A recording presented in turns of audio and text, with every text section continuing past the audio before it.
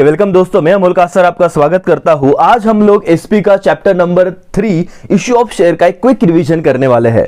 दोस्तों जिन्होंने मेरे रेगुलर लेक्चर देखे उनको तो डेफिनेटली फायदा होगा ही होगा, लेकिन अगर जो फर्स्ट टाइम मेरा लेक्चर देख रहा है उसे भी बहुत सारी बातें समझने वाली है करके। यस दोस्तों, इस लेक्चर का स्पीड थोड़ा ज्यादा होगा, लेकिन मैं अश्योर करना चाहूंगा आपको कि आपको मैक्सिमम बेनिफिट इससे होगा ही। यस, तो चलो बिना समय गवाए हम फटाफट चालू करते हैं।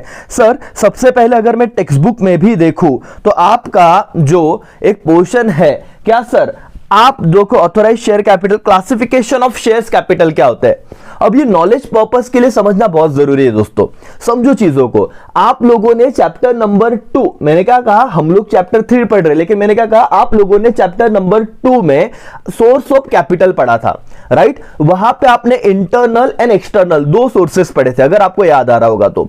इंटरनल सोर्सेस में एक था आपका शेयर कैपिटल, एक था आपका रिटेन अर्निंग। अब सवाल यह आता है कि जब कोई पर्सन शेयर कैपिटल के बारे में आपको पूछेगा तो चैप्टर नंबर 2 में आपने कितना नॉलेज लिया था कि शेयर्स क्या होते हैं, उनके फीचर्स क्या, बराबर।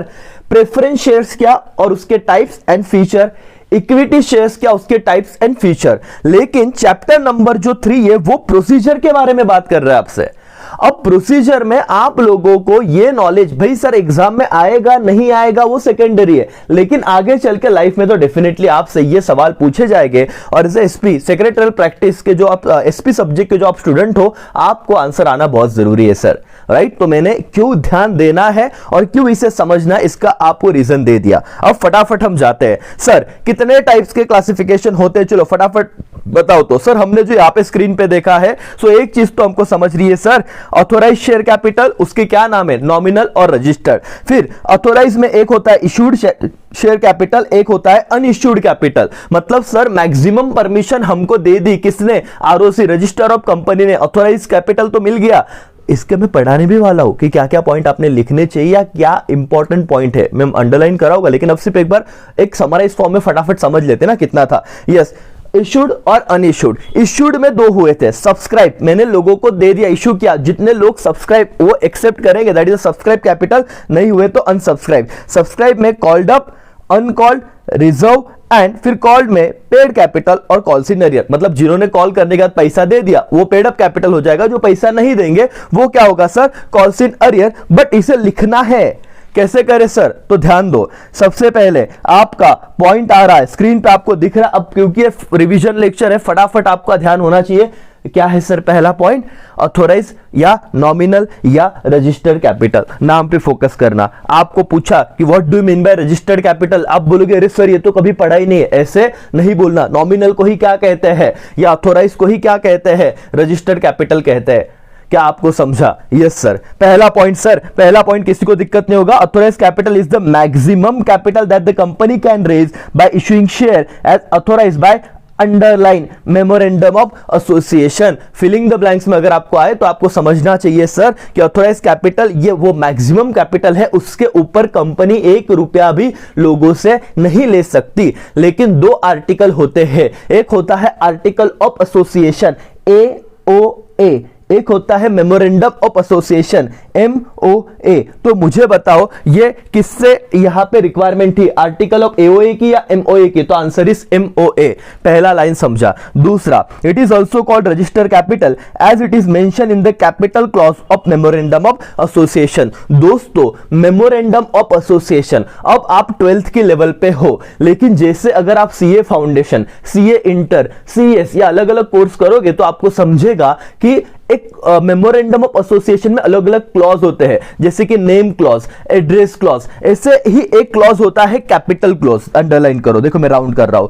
कौन से क्लॉज में मेंशन होता है, capital clause of memorandum of association में आप कितना कैपिटल रेज कर सकते हो ये लिखा होता है, इसीलिए उसको रजिस्टर्ड कैपिटल भी कहा जाता है। आपको पूछा जाएगा कि क्यों ऑथोराइज कैपिटल को रजिस्टर्ड कैपिटल कहा जाता है, तो point number 2, it is also called registered capital because it is mention in the capital clause of what what memorandum of association and the company pay stamp duty on this amount at the time of incorporation। क्या देती है stamp duty? कब? जब incorporation मतलब registration होता है। 2 point authorise के मैंने समझ लिए। तीसरा point, authorise capital is calculated considering the need of capital of the company present and future. Sir ये ऑथोराइज का क्या फंडा है?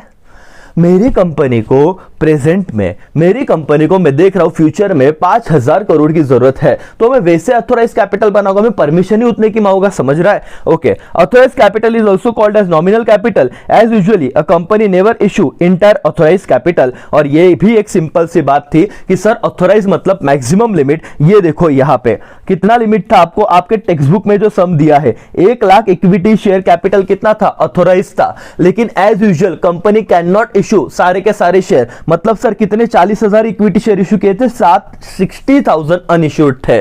तो ये वाला पॉइंट समझा क्या सर? हाँ, कौन सा पॉइंट था सर? ये देखो नॉमिनल क्या था? ये वाला inter share cap authorise capital कभी भी इशू नहीं करती। यहां पे एग्जांपल है, M company limited has authorise capital कितना? 10 लाख रुपए का, which can be divided into 1 lakh equity share, बराबर है जब 10 रुपए का एक शेयर था जो फेस वैल्यू था उसका करके। और लास्ट में a company can increase authorise capital by altering underline. आपको एक सवाल पूछा जाएगा और इससे आपका जजमेंट आ जाएगा कि आपने कितना समझ के पढ़ा है या सिर्फ ऊपर ऊपर से पढ़ाई की है। सवाल यह होगा कि बताओ क्या कंपनी कभी भी अपने ऑथोराइज जो मैक्सिमम लिमिट है उसको बढ़ा सकती है क्या? हाँ, उससे ज्यादा इशू नहीं कर सकती, लेकिन कंपनी को लग रहा है यार मैंने 4000 करोड़ एस्टिमेट किया था, लग रहे 4,500 करोड़, तो अब क्या वो 500 करोड़ के लिए वो बदलाव कर सकते हैं क्या उनके ऑथोराइज कैपिटल में? तो आंसर इज यस। क्या करना पड़ेगा ये सवाल रहेगा, कैसे करोगे वो? क्योंकि कैसे करोगे आप बताओगे तो आपको पैसा मिलेगा। आप कहोगे सर अल्टर मतलब चेंज करेंगे, किसमें? मेमोरेंडम ऑफ एसोसिएशन में, एमओए में। आपका ऑथोराइज खत्म हो गया। इतने ही पॉइंट है सर। फिर issued capital, issued and unissued, देखो 2 पॉइंट आ गए सर। यहां पे आपकी स्क्रीन के सामने देखना कि ऑथोराइज 1 लाख इक्विटी शेयर था आपके टेक्स्ट बुक में, 40,000 क्या किए? इशू किया। 60,000 क्या था? अनइशूड था। जितना लोगों को दिया इशूड, जितना लोगों को नहीं दिया अनइशूड। लेकिन लिखे कैसे सर? ये रहा। चलो आंसर देखते हैं। क्या issued capital is that part of the dash dash capital, language रटना नहीं है, बट ऑब्वियस किसका पार्ट रहेगा? ऑथोराइज का पार्ट रहेगा। बोलो मेरे साथ, इशूड कैपिटल किसका पार्ट रहेगा? दोस्तों ध्यान दो, मैं इसीलिए पढ़ा रहा हूं ताकि आपको ये अकाउंट्स में भी, कंपनी अकाउंट में ये नॉलेज काम में आएगा करके। समझ में आ रहा है क्या? इसीलिए हर एक मुद्दा बहुत ध्यान से समझो, और आप अभी ध्यान दोगे तो डेफिनेटली आपके बहुत सारे सब्जेक्ट की मतलब अकाउंट की तो भी आज रिक्वायरमेंट सेटिस्फाई हो जाएगी। आपको कंपनी अकाउंट अच्छे से समझेगा और आगे जाके फ्यूचर में आपको टेंशन नहीं रहेगा जहां जहां पे ये पॉइंट आएगा करके। Once again, issued capital is what? That part of authorised capital which is offered by the company to the prospective investor for subscription. Language देखो, कौन ऑफर करेगा? बट ऑब्वियस कंपनी ऑफर करेगा। किससे सर? उन लोगों को जिनके खरीदना है, प्रोस्पेक्टिव इन्वेस्टर जो फ्यूचर में जो आपके साथ क्या कर सकते हैं? इन्वेस्टमेंट आपके कंपनी में कर सकते हैं। Thus it is the share that the company is offering to whom? Public. किसे ऑफर करेंगी? Underline public. क्यों? कि बाय कर लो। दूसरा पॉइंट क्या लिखोगे? The balance part of the authorise capital not offer to, किसको? पब्लिक को, इज कॉल्ड अनइश्यूड कैपिटल। तो सर और मैडम क्या आपको इश्यूड और अनइश्यूड समझा क्या? ऑथोराइज कैपिटल का जो पार्ट पब्लिक को ऑफर किया जाता है ताकि वो बाय करे उसे इशूड कैपिटल कहा जाता है, और ऑथोराइज कैपिटल का वो पार्ट जो पब्लिक को इशू नहीं किया जाता उसे अनइशूड कहा जाता है। सिंपल सी बात थी, 2 पॉइंट में हो गया learn. In future company can issue share from the unissued capital, but obvious सी बात थी। आज यहां पे आप देख रहे हो अपने टेक्स्ट बुक में कि 40,000 इक्विटी शेयर 10 रुपए के हिसाब से अगर इशू करेगी तो 4 लाख रुपए कंपनी के पास रेज हो सकते हैं। फ्यूचर में कंपनी को और 2 लाख रुपए लगेंगे तो कौन से शेयर इशू किया जाएगा? जो अनइशूड में पड़े हुए 60,000, उसमें से कितने भी शेयर कंपनी इशू कर सकती है। तो ये वाला पॉइंट भी खत्म हो गया। The issued capital of the company में बी इक्वल टू और less than the authorised capital. Sir ये मतलब नहीं समझा दोस्तों, यहां पे ध्यान देना। अपने टेक्स्ट बुक में ही ऑथोराइज कैपिटल कितने इक्विटी शेयर थे? 1 2 3 4 5, 1 लाख इक्विटी शेयर थे। सर इशूड कितना हो सकता है? 40,000 हो सकता है क्या? हाँ सर हो सकता है। 90,000 हो सकता है क्या? हाँ सर हो सकता है। 1 लाख हो सकता है क्या? हाँ सर हो सकता है। लेकिन क्या वो 1 लाख से ज्यादा होगा? नहीं, क्योंकि आप ऑथोराइज से ज्यादा इशू नहीं कर सकते। ऑथोराइज मतलब मैक्सिमम लिमिट। समझ में आ रहा है? इसीलिए इस लाइन को भी आपके दिमाग में आ गया कि कल जाके आपको पूछा जाएगा कि बताओ क्या इशूड कैपिटल ऑथोराइज से ज्यादा हो सकता है क्या? तो आप आंसर कब दोगे? जब आपको कंसेप्ट समझा होगा। रट के तो आंसर नहीं दिया जाता सर, या फिर सामने वाला आपका वैल्यू नहीं करेगा तो उससे बताना सर ऐसे हो ही नहीं सकता। हाँ, उससे कम या उसके जितना होगा ऑथोराइज जितना इशूड कैपिटल, लेकिन उससे ज्यादा नहीं हो सकता। ओके, एग्जांपल यहां पे दिया है और एग्जांपल वही है जो हमने वहां पे मैंने आपको दिखाया था। What do you mean by subscribe and unsubscribe capital? चलो सर टेक्स्ट बुक में आ जाओ। इशूड कैपिटल के दो पार्ट थे, सब्सक्राइब एंड अनसब्सक्राइब। अब मैंने पब्लिक को तो दे दिए, अब पब्लिक जो खरीदेगी वो सब्सक्राइब हो जाएगा, पब्लिक जो नहीं खरीदेगी वो क्या हो जाएगा? अनसब्सक्राइब कहा जाएगा करके। यस, चलो पढ़ते हैं सर फटाफट। Okay, subscribe capital is that part of the dash dash capital. देखो इशूड कैपिटल, लैंग्वेज समझ रहे हो सर और मैडम? बहुत ध्यान से देखिएगा। इशूड कैपिटल में क्या क्या था? Issued capital is that part of authorise capital, ऐसे लिखा हुआ था, बराबर है ना? ऑथोराइज के दो थे, इशूड और अनइशूड, लेकिन इशू होने के बाद और दो टाइप आए। कौन था? सब्सक्राइब और अनसब्सक्राइब। इसलिए जब आप सब्सक्राइब का लैंग्वेज लिखोगे या किसी को एक्सप्लेन करोगे तो क्या कहोगे sir? Subscribe capital is that part of issued capital which has been subscribed और टेकन अप बाय इन्वेस्टर या सब्सक्राइबर। खत्म हो गया सर। तो कौन से पॉइंट पे आपको एम्फेसिस करना था? पॉइंट नंबर ये था sir, subscribe capital is that part of dash dash capital. Underline filling the blanks अगर आया FIB तो आपका 1 मार्क्स बिना लर्न किए अब आपको आ जाएगा। Issued capital is what? That part of, sorry, subscribe capital is that part of issued capital. अच्छा, इशूड कैपिटल किसका पार्ट था?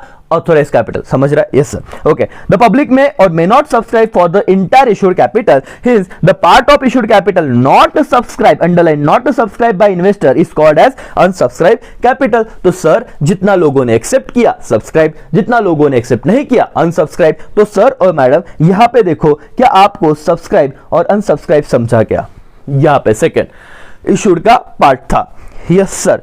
चलो, और इसमें कोई पॉइंट है क्या? Yes sir. दस द सब्सक्राइब कैपिटल में बी इक्वल टू और लेस देन इशूड कैपिटल। वापस से वही फंडा हो गया कि 40,000 शेयर अगर मैंने इशू किए थे तो सब्सक्राइब कैपिटल कितना हो सकता है? 20,000 हो सकता है क्या? अंडर सब्सक्राइब हो सकता है सर। 20,000 हो सकता है अंडर सब्सक्राइब। अच्छा मुझे बताओ, क्या 20,000 30,000 हो सकता है क्या? हाँ सर हो सकता है। 40,000, हाँ सर मिनिमम और इक्वल टू। लेकिन 50,000 हो सकता है क्या? ओवर सब्सक्रिप्शन में आपने अकाउंट में पढ़ोगे ओवर सब्सक्रिप्शन, लेकिन हम बाकी के क्या कर दे? रिजेक्ट कर देते हैं या प्रोरेटा के हिसाब से क्या करते हैं? एडजस्ट करते हैं। ये डाउट आएगा और मेरे प्री रिकॉर्डेड लेक्चर हमारे ऐसे होते हैं कि आपके मन के डाउट मैं पूछता हूं और मैं ही उसका आंसर देता हूं। सर वापस एक बार बताओ ना, मुझे यहां पे बताओ कि मेरा इशूड कैपिटल कितना था? आप कहोगे सर ये देखो 40,000 आपने इशू किया था, लेकिन सब्सक्राइब कितना हो सकता है? Maximum 40,000 sir. 50,000 लोग सब्सक्राइब कर दे तो करते हैं ना, उसको ओवर सब्सक्रिप्शन कहा जाता है। लेकिन उसके पैसे हम क्या करते हैं? रिफंड करते हैं रिग्रेट लेटर के साथ। वो लेटर्स में पढ़ा होगा, बताऊंगा आपको। रिग्रेट लेटर आएगा और रिग्रेट लेटर ये करस्पॉन्डेंस विद शेयर होल्डर में जब आप ये वर्ड पढ़ोगे रिग्रेट लेटर, और तब मैं आपको बताऊंगा कि जो आप लोगों ने ओवर सब्सक्राइब कर दिया था, जिनको हम शेयर्स के बोलते ना शेयर्स नहीं दे पाए, उनको हम बोलते हैं कि सर क्षमा कीजिए, हम आपको नेक्स्ट टाइम आपको हम प्रायोरिटी देंगे या फिर आपको कंसीडर करेंगे करके। लेकिन अब तो हम नहीं देख सकते, तो इसीलिए सब्सक्राइब कैपिटल में भी इक्वल टू और less than which capital? Issued capital. Underline. अब देखो वर्ड का जो लैंग्वेज आप क्यों लिख रहे हो, अगर आप समझ रहे हो तो ये लर्निंग पार्ट इजी हो जाता है। बराबर सर? यस। तो चलो हमने कितना क्या समझा? ऑथोराइज कैपिटल, नॉमिनल और रजिस्टर, ये तीनों नाम उसके ही है। उसके बाद फिर दो देखा, इशूड और अनइशूड। इशूड में दो पार्ट आए, सब्सक्राइब, अनसब्सक्राइब। और अब हम देखेंगे called up capital and uncalled capital and reserve capital, तीनों बातें। चलो सर एक बार टेक्स्ट बुक में दिखाना। ये देखो, आप अपने टेक्स्ट बुक में भी देख सकते हो। आगे सब्सक्राइब के जो पार्ट बने हैं वो क्या है? Called up, uncalled, unreserve capital. बराबर है? Yes sir. चलो, at the time of issue full value of share is usually not demanded by the company. जब कंपनी अपना शेयर 10 रुपए का है फॉर एग्जांपल, वो अगर इशू कर रही है तो पूरे के पूरे 10 रुपए कभी भी कंपनी नहीं मांगती। अच्छा सर, पहला पॉइंट समझा। Company collect the full value of share in instalments. कैसे कलेक्ट करती है? इंस्टॉलमेंट में। पहले 2 रुपया दे दे एप्लीकेशन पे, अलॉटमेंट पे और 3 रुपया दे दे, फर्स्ट कॉल पे 3 रुपया दे, लास्ट कॉल पे 2 रुपया दे, ऐसे करके 10 रुपया इंस्टॉलमेंट के फॉर्म में कलेक्ट करती है शेयर होल्डर से एज पर इस रिक्वायरमेंट ऑफ फंड, जैसे जैसे उसको पैसा लगेगा। Each instalment is called calls. अब देखो ये कौन सा आपके टेलीफोन वाला कॉल नहीं, कॉल किया क्या, ये कॉल मतलब सर फॉर एग्जाम्पल मैं कंपनी हूं, मैंने आपको शेयर दिया 10 रुपए का, सबसे पहले मैंने एप्लीकेशन मनी लिया 2 रुपया, उसके बाद जो मैं पैसा मांग रहा हूं आपसे इंस्टॉलमेंट में, आप 2 रुपए 3 रुपए 3 रुपए 2 रुपए ऐसे करके मुझे 10 रुपया दे रहे हो, तो ईच इंस्टॉलमेंट को क्या कहा जाएगा, मैच द पेयर्स में आने दो या फिलिंग द ब्लैंक्स में आने दो, आपका आंसर क्या होगा, each instalment is called what, calls. तो कॉल्ड अप कैपिटल मतलब क्या, जो मैंने कॉल किया था। ओके सर, तीसरा called up capital is that part of subscribe capital. वाह सर, अनसब्सक्राइब क्यों नहीं बोला यहां पे sir, issued capital is that part of, बोलो क्या, issued capital is that part of authorise capital. Subscribe capital जो सब्सक्राइब था आपका, वो is that part of which capital, issued capital, issue हुआ वही सब्सक्राइब होगा। अब कॉल्ड कौन सा करूंगा, called up capital is that part of which capital, जो सब्सक्राइब हुआ उसी को तो कॉल करेंगे, अनसब्सक्राइब का तो पैसा मांगेंगे ही नहीं, सवाल ही नहीं उठता। तो समझिए लैंग्वेज वापस सर, हाँ sir, called up capital is that part of which capital, subscribe capital which company has called and demanded to be paid by the shareholder, कि आपने शेयर सब्सक्राइब किया है सर, अब पैसा दे दो, और जिससे पैसा मांगेंगे कॉल्ड अप कैपिटल हो जाएगा। The balance capital which is not demanded for the share holder is called uncalled capital. मतलब सर 10 रुपए का शेयर था, 2 रुपए मैंने मांगे, तो कितना कॉल्ड अप कैपिटल हो गया, 2। 8 रुपए मैंने नहीं मांगे तो अनकॉल्ड है, अब तक कॉल किया है नहीं तो उसे अनकॉल्ड कैपिटल कहा जाएगा। समझा एवरीवन, दिमाग में जा रही बातें? यस सर, जितना called up capital is that part of subscribe capital which company has called, demand किया है पैसे के लिए, और जिसके लिए डिमांड नहीं किया वो अनकॉल्ड होगा। What do you mean by reserve capital? ये इंपॉर्टेंट है, is a part of uncalled capital, पहले तो अंडरलाइन करना, reserve capital is a part of uncalled capital, a company can decide to keep aside a part of uncalled capital as a called up only at the time of winding up of the company to meet financial requirement। Company कुछ कंटिंजेंस event के लिए वो संभाल के रखती है कि जब वाइंडिंग अप मतलब कंपनी को अब सब बेच बाच के बंद कर देना, उस वक्त मैं पैसा मांगूंगा, पहले तो किसका पार्ट है, अनकॉल्ड कैपिटल का। एफआईबी में आ सकता है सर और मैडम, लास्ट टाइम पूरा फोकस कीजिएगा, मैं पूछ रहा हूं issued capital is that part of dash dash capital, issued capital is a part of dash dash capital, which capital, issued authorized capital sir, very good. अब मैंने issue किया तो क्या होगा सर, एक तो सब्सक्राइब होगा, नहीं तो सब्सक्राइब नहीं होगा, तो अब सब्सक्राइब कैपिटल किसका पार्ट होगा, इशूड का, बराबर।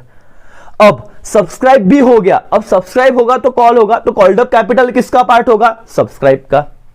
समझ में आ रहा है? और रिजर्व कैपिटल फिर अनकॉल्ड कैपिटल का पार्ट रहेगा, जो मैंने कॉल नहीं किया। Company can decide to keep aside, कुछ पार्ट साइड में रखेंगे, जब वाइंडिंग अप जो कंटिजेंसी इवेंट आएंगे उस वक्त हम पैसा यूज करेंगे करके। एग्जांपल वही था जो ऊपर हो गया। यस सर, अब कॉल करने के बाद क्या होगा सर, पैसा मिलेगा, पेड अप और कॉल्स इन अरियर। पैसा दे दिया तो पेड अप कैपिटल, पैसा नहीं दिया तो कॉल्स इन अरियर कैपिटल। चलो फटाफट देखते करके, what do mean by paid up capital? Paid up capital is total amount of money actually paid by the shareholder when the company is called up and demanded them to buy। मतलब जब company क्या करती है sir, total amount of money actually paid by the share holder when, मतलब जितना share holder ने दिया, paid by whom, share holder, किसको, कंपनी को, उसको कौन सा कैपिटल कहा जाएगा, paid up capital. The amount not paid by the share holder is called calls in arrear और अनपेड कॉल। खत्म, इतना सिंपल है। सिर्फ अब तक आपने उसे देखा नहीं था, इसीलिए बाउंसर जा रहा था या समझ नहीं रहा था, बट अब आपको डेफिनेटली ये चीज समझेगी। सर पेड अप कैपिटल म्हणजे काय? Paid up capital is the total amount of money actually paid by whom, actually paid by share holders when the company has called. ऊपर देखा हमने कॉल मनी, कंपनी ने call किया और share holder ने उसे पेड किया, और जैसे ही कॉल पेड करेगा तो वो कैपिटल क्या हो जाएगा, पेड अप कैपिटल हो जाएगा। Yes sir, every share holder has to pay calls as and when company demanded. जो देखा था ना इंस्टॉलमेंट में, कंपनी मांग रही थी तो कंपनी मांगेगी तो कंपल्सरी शेयर होल्डर को पैसा देना ही है। Failure to pay call may lead to forfeiture of share. ये फोरफीचर भी आपको अकाउंट में दिखेगा। फोरफिट करना मतलब क्या, कि जितने पैसे अब तक शेयर होल्डर ने दिए ना वो जब्त कर लेना और उसका शेयर कैंसिल कर देना। समझ में आया? आपने भले 5 रुपए दिए थे तो 5 रुपए मेरे पास आ गए ना, अब मैं क्या करूंगा, वो 5 रुपए को कंपनी खुद के पास रखती है, फोरफिट कर लेती है, जब्त कर लेती है और उस बंदे का नाम भी शेयर से हटा देती है। अब वो शेयर किसी और को बेच देती है। फोरफीचर समझा क्या? मैंने एक कॉल किया, भाई तूने दिया था, दूसरा कॉल दिया था, 5 रुपए तक आ गए, मतलब आगे की कॉल में किए जा रहा हो तो इग्नोर मार रहा है, तो उस केस में कंपनी क्या करती है, शेयर को फोरफिट कर लेती है। और फोरफिट करना मतलब क्या, जितना पैसा कंपनी के पास आ गया वो जमा कर लेना और शेयर को कैंसिल कर देना उसके नाम से। Right, yes sir. सो ये वाला पॉइंट देखा था दोस्तों। इस तरह से ये चार्ट वापस आपके सामने आ गया। अगर आपको authorise capital, issued capital, subscribe capital, called up capital, uncalled capital, paid up capital, unpaid capital, ये अलग अलग टर्म्स से रिलेटेड कभी भी कंफ्यूजन हो रहा था या फिर आपको दोस्तों को हो रहा था तो ये वीडियो उन तक पहुंचाना। राइट, उनके दिमाग से सारा जो कचरा है वो निकल जाएगा। उनको अकाउंट में भी फायदा होगा, उनको एसपी में भी फायदा होगा, समझ में आ रहा है, उनको और प्रोफेशनल एग्जाम में भी फायदा होगा करके। सो यहाँ पे आप अगर देखो फटाफट तो ये इसने इतना जितना हमने पढ़ा, इक्विटी शेयर ऑथोराइज कितना था, 1 लाख। कितने शेयर को इश्यू किया, 40,000। कितने अभी भी अनइश्यूड है, 60,000। बराबर है, जितना मार्केट में इशू क्या होगा। अब इशू के ही पार्ट बनेंगे, लॉजिकली समझ रहा है, जो इशू करोगे उसको लोग सब्सक्राइब करेंगे या अनसब्सक्राइब करेंगे। लोगों ने एक्सेप्ट किया तो सब्सक्राइब, लोगों ने एक्सेप्ट नहीं किया तो अनसब्सक्राइब। 40,000 शेयर मैंने इक्विटी शेयर इशू किए थे तो मैक्सिमम सब्सक्रिप्शन कितना हो सकता है, 40,000 सर, समझा? यस, लेकिन यहां पे कितना हुआ है, 30,000। अंडर सब्सक्राइब बोलते हैं, जो नहीं हुआ उसे अनसब्सक्राइब कहेंगे। अब आगे सब पार्ट किसके बनेंगे, जो सब्सक्राइब हो गए, क्योंकि उससे हम पैसा मांगेंगे, कॉल्ड अप कैपिटल। जिससे पैसा नहीं मांगा, अनकॉल्ड कैपिटल, मतलब इंस्टॉलमेंट में मांगते हैं ना, 10 रुपए में से 2 रुपए मांग रहा हूं तो called up capital is 2 rupees. 8 रुपया नहीं मांगा तो अनकॉल कैपिटल इज 8 रुपीज, और उसमें से कुछ रिजर्व किया है तो 1 रुपया मैंने रिजर्व के लिए रखा तो रिजर्व कैपिटल। अब सर आगे किसके, अनकॉल्ड का सवाल नहीं आता, रिजर्व का सवाल नहीं आता, क्या, called up money, called up capital. पैसा मांगा तो एक तो पेड करेगा तो पेड अप कैपिटल, नहीं पेड करेगा तो कॉल्स इन अरियर, खत्म हो गया सारी बात। सो दोस्तों यहां तक अभी आपको इश्यू ऑफ शेयर्स में method of issue of share and बाकी की सारी बातें चैप्टर नंबर 2 की नेक्स्ट सेशन में बताऊंगा। लेकिन आई होप अब आपको चैप्टर नंबर 3 का जो मेन क्लासिफिकेशन ऑफ शेयर्स वाला पार्ट था, ये वाला, इसमें अब कोई भी दिक्कत नहीं रही होगी। राइट, इंट्रोडक्शन के बाद हमने देखा क्लासिफिकेशन ऑफ शेयर, और ये इतना इंपॉर्टेंट सेशन है कि आपको आपके प्रोफेशनल एग्जाम में भी इसका बेनिफिट होने वाला है करके। राइट दोस्तों, तो चलो इसी के साथ इस सेशन में हम रुकते हैं, मिलते हैं नेक्स्ट लेक्चर में नए टॉपिक के साथ। चलो तब तक बाय बाय, टेक केयर, जय हिंद, जय भारत।